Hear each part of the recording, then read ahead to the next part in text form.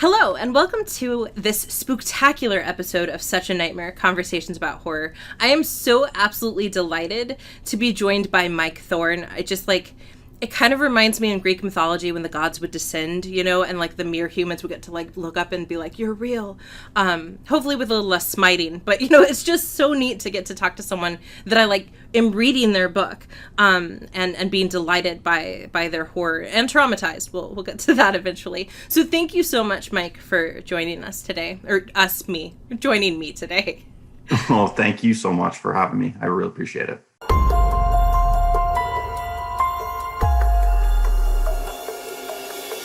So unfortunately, the listeners, Anthony Tresca could not join us today, which is sad but true. And so it's going to be me, which is even more exciting because now I get to have Mike also myself. Mike has been kind enough to provide a bio, so I'm just going to read that, which is why if you're watching this video as opposed to listening to it, you'll notice I'm not looking at the screen at all. So Mike Thorn is the author of the novel Shelter for the Damned and the short story collection Darkest Hours. His second short story collection, Peel Back and See, is coming from Journal Stone this October. His fiction has appeared in numerous magazines, anthologies, and podcasts, including Vastarian, Dark Moon Digest, the No Sleep Podcast, and Tales to Terrify. His film criticism has been published in Movie Notebook, The Film Stage, Seventh Row, and In Review Online. And he completed his master's with a major in English literature at the University of Calgary. And you are soon to start a PhD program at the University of New Brunswick. Is that correct? Yes, that's right.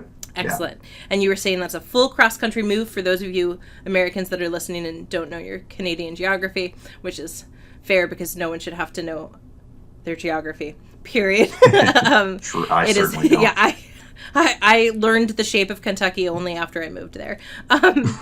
So we thought we would start, Anthony and I came up with these questions ahead of time, and we always like to start with a sort of like icebreakery type question. And so the first question is just, what is one horror world, and it could be on fiction or film, that you honestly think you could survive?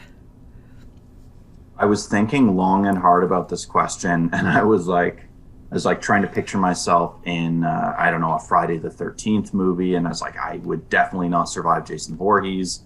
I would not survive a George A. Romero zombie movie. No. Actually, it just came to me. I had like a glib answer to the question, but you just made it impossible because you said fiction or film. And I was going to be like, well, I'm living in a horror movie, the real world. Well, there is that. And you're surviving it. So, kudos. I think that counts. Yeah. Yeah, I'm sort of surviving. So, okay, maybe I will just stick with my glib answer. But I also just thought, I feel like I could probably survive the movie Jaws because I would just stay out of the water. And honestly, like when I've thought about this question, it's had to be with the caveat of like, because I wouldn't be in that location to begin with, right? Like I would be okay in Friday the 13th because I wouldn't have gone camping. But that's not good enough, right? So I think Jaws is a good answer. I've been reading a lot of like aquatic horror lately, and I'm just reminded that we should not be going in the water as humans. It's just not a good idea. So that actually fits nicely with the next question, because I think, in reading your stories, you cover so many different sort of sources of horror. But I would like to know, and I'm afraid asking this question that you're going to think like I'm going to hunt you down and like inflict this upon you misery style, but just what scares you in real life, and how do those fears play directly into the things that you end up writing about? I'm afraid of a lot of things. I'm a pretty anxious person. And I think that's a big part of the reason I write horror, because I need to exorcise all of that energy in some way. So I think that's a big part of the reason why I write horror, because I live with a kind of undercurrent of anxiety generally. But the things that make me anxious, the state of ecological catastrophe we're living through, the climate emergency, the state of wealth disparity, systemic inequality and prejudice, all of the things that are really, really scary in the real world. Yeah. So to me, there's actually maybe something comforting about horror, although I try to find ways of still using the genre to be disruptive and disturbing in a real way, because I think horror has a unique capacity in that sense. Yeah, so those are the things that scare me. All the just shit that's the happening. little things, like systemic inequality, and yeah, that's what I like about your stories, and I haven't read your novel. I've only read the short stories. Is that I think you can feel that anxiety, right? Even underneath the admittedly disturbing and profoundly traumatizing things you're writing about, just underneath that one level, I think the anxiety even impacts, I would say, your sentence structure, right? And sort of the pacing of things. And as someone who is also very anxious and full of anxiety, to the point that someone was like, have you ever heard of cognitive behavioral therapy? Because I think you need it. I could feel that, and it made it very disquieting. So that's really terrific. Thank you. Absolutely. I mean, thank you. One of the things that I really liked about your short story collection, actually just about you as an author, is that you are really intellectual and thoughtful about it. And I think that, because you teach as well, that like in academia, we often say there's the creative and the critical, and we act as though they're like on opposite ends of the spectrum, right? When I think really reading your fiction and your essays, you can see that they inform one another. You talked about like Dylan Trigg, and how, and I didn't have that book, so I had to rush out and get it. I have his one on the uncanniness of the home. But you talked about how like that informed your reading. And again, your essays are talking about little things like cosmic horror, and So I'm curious to know, you chose an uncommon form and kind of took a risk in having a book that was going to have your fiction writing alongside your essays. So what motivated that decision? Yeah, it's interesting because originally the book was just published as a collection of short stories with the original publisher. But when that contract ran up, and I started having conversations with Journal Stone about doing an expanded edition, it seemed to me intuitive to include the film criticism, because the book Darkest Hours, I think, is very entrenched in my lifelong obsession with cinema. And I was also, around the time I started submitting fiction for publication, that was also around the time I started submitting film criticism for publication. So I think my development as a writer at that time was, I guess, making itself appear in both forms. And I do think that the way I was thinking about film through the theory I was reading and the fiction I was writing, it was all related in some sense. And certainly the stories are openly influenced by cinema in a major way. So I thought, to me, it works as like a nice kind of supplementary section. And it's interesting, there have been some reviewers who said, like, I didn't read the film criticism because I don't care about that. And that's fine too, Right. But it's there if you are interested. So yeah, that was sort of the thinking behind that decision, was all of those factors, if that makes sense. It makes perfect sense. And I think of your story, The Auteur, right, which has this very meta feel to it, that you can read it. I imagine one could read it and not really be familiar with horror cinema.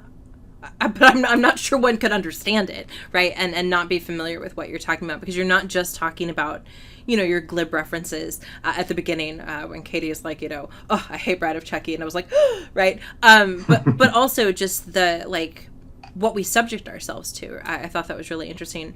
How did you, so I have a couple follow-up questions with that. One of them I didn't prepare you for, sorry, but I'm curious, what made you decide, that you wanted to take time to write both fiction and nonfiction? Because time is a limited resource, and you don't have all the time in the world, but you made that effort and made that decision. What made you feel like that's what you needed to do as the writer you are? To be honest, it's always all been there. Like I mean, I've been writing fiction for as long as I can remember. But I also, in my early teens and onward, became very, very obsessed with film. And I think that seed was planted quite early too. Like many kids from my generation, I was really inspired by, like Spielberg and Lucas as a young kid. And then branched out more and more over time. Worked at a video store in my teens for a while, and we got 10 free rentals a week. So I would I would just devour movies, and that was like what I, spent my time on. So those are just both so intrinsic to who I am as a person. And I also went through periods where I was convinced I was going to go into film acting for a career. Oh. I was dead set on that. And then I went through a period where I thought, I want to go into becoming a professional film critic. And then I realized that's not really a job that people can have anymore. So, yeah, not for the money, at least. Not for the money. I'm not in any of this for the money, but you do have to have the food and the shelter. So yeah, exactly. Shelter for the damned. We've all got to have that. We do. Were there any? So I know that the stuff that's in Darkest Hours is it's stuff that had been published in previous places. But did you, as you were thinking of it as a cohesive collection, did you face any challenges in sort of as either as an author or as someone just thinking about the collection by putting the fiction and nonfiction together? Yeah, definitely. I wanted it to feel like a cohesive unit for sure. And when I was originally assembling the stories, a big thing you think about is what order should these stories go in, both tonally and thematically. Is it working in terms of a reading rhythm? So it's hard to do that as a writer, but that's something you can work out with an editor too. When I originally submitted the collection, actually there were 2 stories that didn't end up in the final published version, which I'm actually very glad about. My editor said, I'd like to publish this book, but not these specific stories. That was, the original publisher. But yeah, and then the film criticism, I went through all my criticism, and I was trying to think which pieces would work in conversation with Darkest Hours, and I ended up just going with specifically pieces I've written on the horror genre, kind of broadly. I mean, there's a piece on a James Benning film called Stemple Pass in there, but I'm thinking of it within the context of genre. Right. So, yeah. Was it hard to think of your short stories as a collection, like to think of them as building their own narrative? Was that something that was challenging at first? It might have been in some sense, although it's interesting with both Darkest Hours and Peel Back and See, my collection coming out in the fall, they both represent a moment in my life. Darkest Hours was written, all the fiction was written between the years of 2015 and 2017, which is the period of time it took me to complete my master's degree. So they're very entrenched in exactly what I was going through during that period, the specific anxieties I was dealing with, the texts I was reading. So I think there's a kind of organic conversation going on between the stories, even if it's an unconscious one. And likewise, Peel Back and See is almost entirely written in the years following my master's degree. So it just kind of shows up in the stories. Even though none of the stories reflect my life in a literal sense, they're all metaphorically related in a way, and they're all personal. Yeah. I think that's so neat that, in like, I don't know, 20 years, we're going to get to see like Mike Thorn through the years, right? Because you'll continue publishing, I hope, these short story collections, and we'll be able to see, like you said, your anxieties about a specific time and place and who you were, and seeing how you grow and change, probably not ceasing to become anxious, but maybe anxious about, new and bigger things as the world continues to become more and more awful. Something to look forward to. Yeah, pretty much. And I personally look forward to the trauma that will be embedded in your short story collection about your PhD years. Like, I'm already needing you to write that book on my behalf. So I'm very excited about that. Well, thank you. Yeah, absolutely.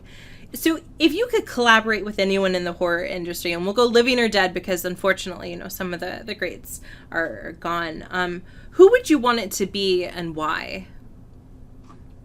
Honestly, I'm going to go with my dear friend Jamie Blanks, who directed the films Urban Legend and Valentine, because he and I are trying to get something off the ground right now. And more than anything, I want that to happen. Yeah, so I wrote a treatment of Shelter for the Damned, and I was in close conversation with Jamie throughout that. And I think we've come up with a really special and exciting version of that novel that could be translated to screen. That's what I want more than anything, is to get something off the ground with Jamie. We just have like this intense collaborative energy, and we just connected immediately. And he's also like the nicest guy in the world. And that's so neat. Yeah, so Jamie Blanks. I'm going to go with Jamie Blanks. Excellent. And we're talking Urban Legend is in the film with Joshua Jackson and all the others. Oh, excellent. I was hoping, but I was like, maybe there's another one that I don't know about. Oh, that's so cool. Yeah, that would be delightful, because he's got a real gift for rhythm and for pacing and for knowing when to put in the humor and when to like get real dark. And I think the two of you that would be such a wonderful collaboration. I need it to happen. So if I had money, I would give it to you, because that is so neat. As long as you don't, I don't know if I could watch a filmed version of Hair, though. I just, and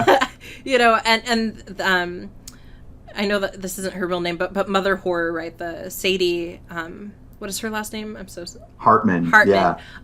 She talks about like how you started this collection with a bang, and you really did. Like, it just was so disgusting, in all the right ways. And then afterwards, like, I saw a hair on my hand and I was like, oh, I don't think I can function. So as long as you don't adapt that, I will watch anything else that you create. I just don't know. Ooh, that one just got me in all the right places. Which actually I think fits with this next question, because now all I can think about is this beautiful collaboration that you'll have.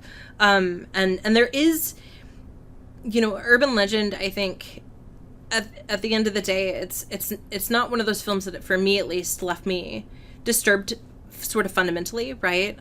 It's a really good film, but I didn't walk away disgusted by humanity. There were, and I mean this in the best way possible, a couple of your stories, though, where I was like, ugh, we're so disgusting. Like, our meat forms are disgusting.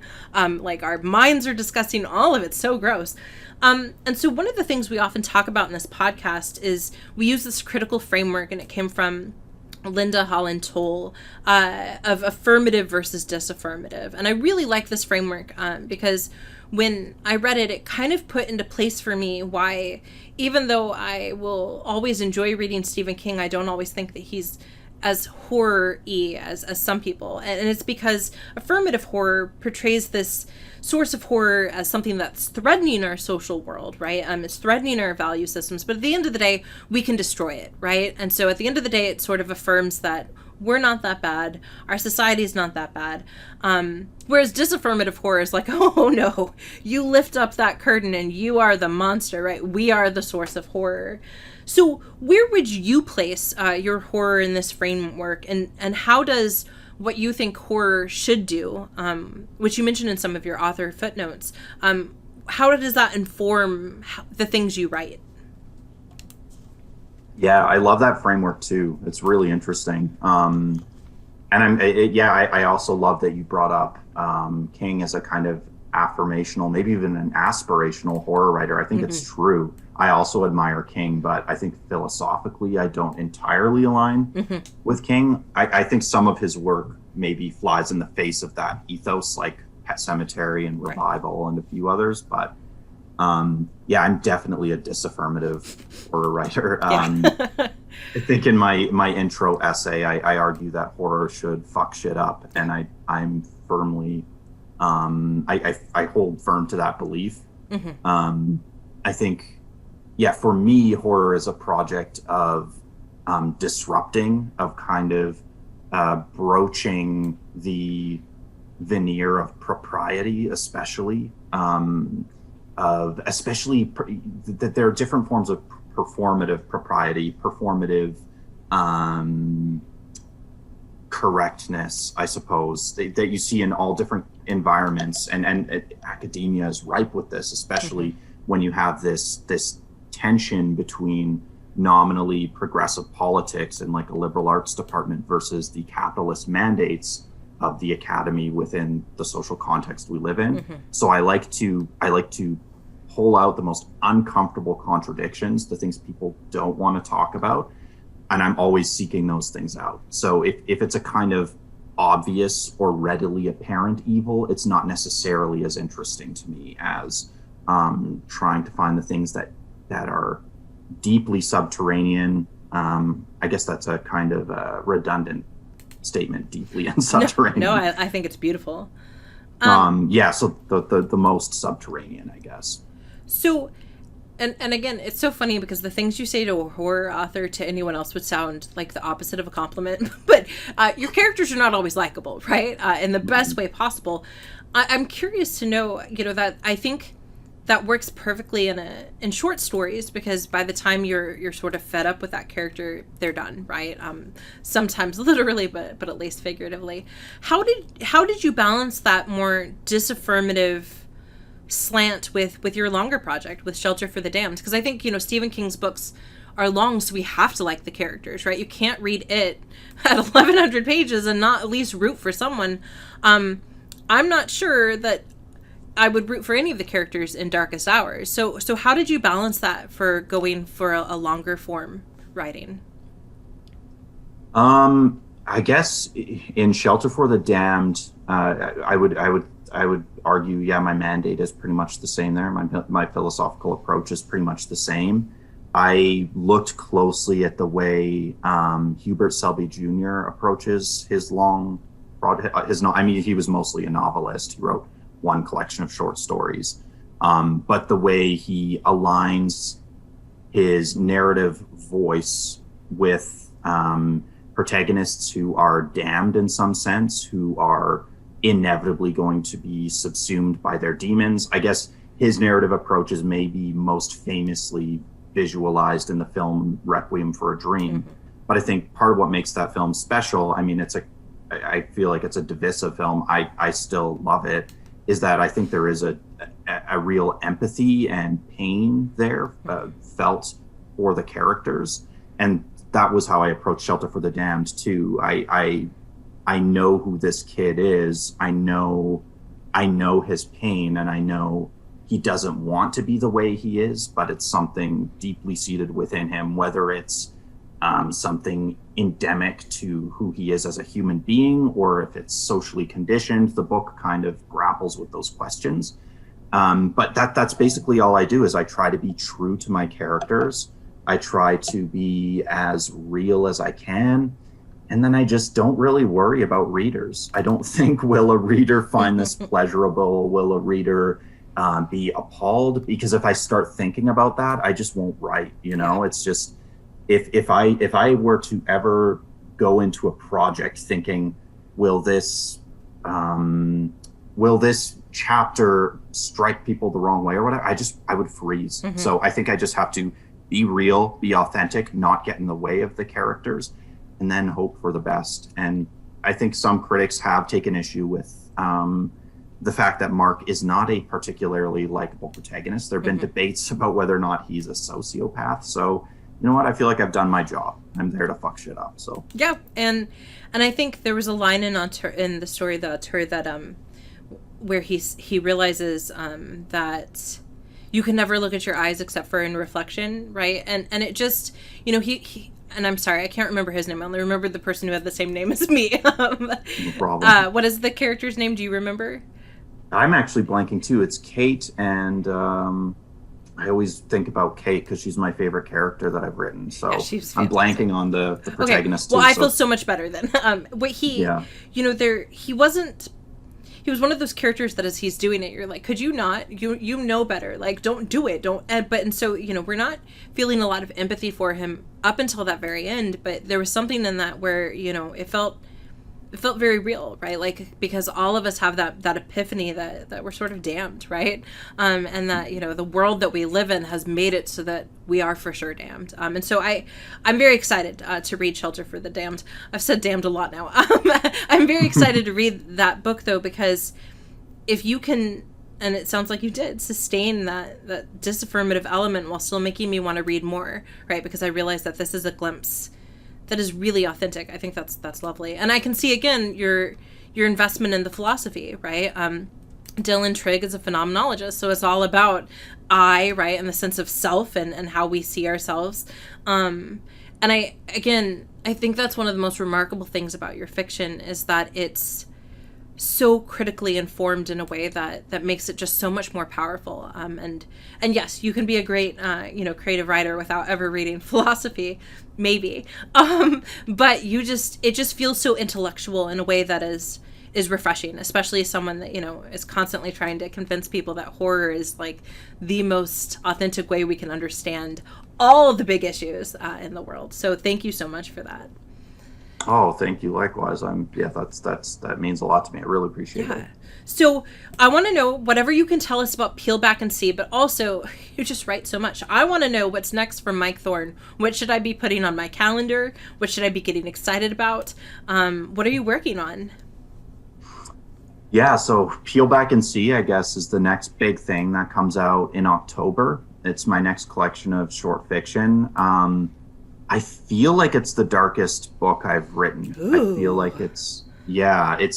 I think Darkest Hours, as I said, is a very personal book, but it's also a book that is kind of gleefully immersed in genre history, genre legacies. I was thinking, I want to write my version of an urban legend. I want to write my version of a slasher. I want to write my version of a possession story, whatever. Whereas I think Peel Back and See is less about genre in some sense and more about, I guess, personal issues, more about existential questions. So I don't know. I feel like I put aside my fixation on genre, although Peel Back and See is pretty much purely a horror collection as well. It feels closer to the bone in some way. So I'm really excited about that. Yay. Yeah, hopefully people like it. I'm nervously excited to release it into the world. Like I said, it does feel closer to the bone. So it's like, it's always nerve-wracking putting a book out there. Because like I said, I can't think about readers when I write. And then when you publish it, you're like, oh, right, people are going to read this shit. So we'll see. And so unlike Darkest Hours, are most of these stories coming into the world for the first time in Peel and See, or are many of the stories have they been published elsewhere?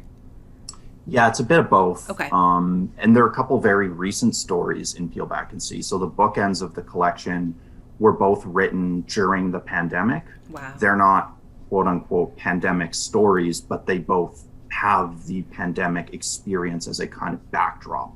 They're both very much about being lost in screens, this kind of dissolution of self. So yeah, that it's basically, I think the earliest story in that collection was originally published in 2016, and pretty much everything else was 2017 to 2021. So. And will there be essays in that one as well? No essays. I am including author notes.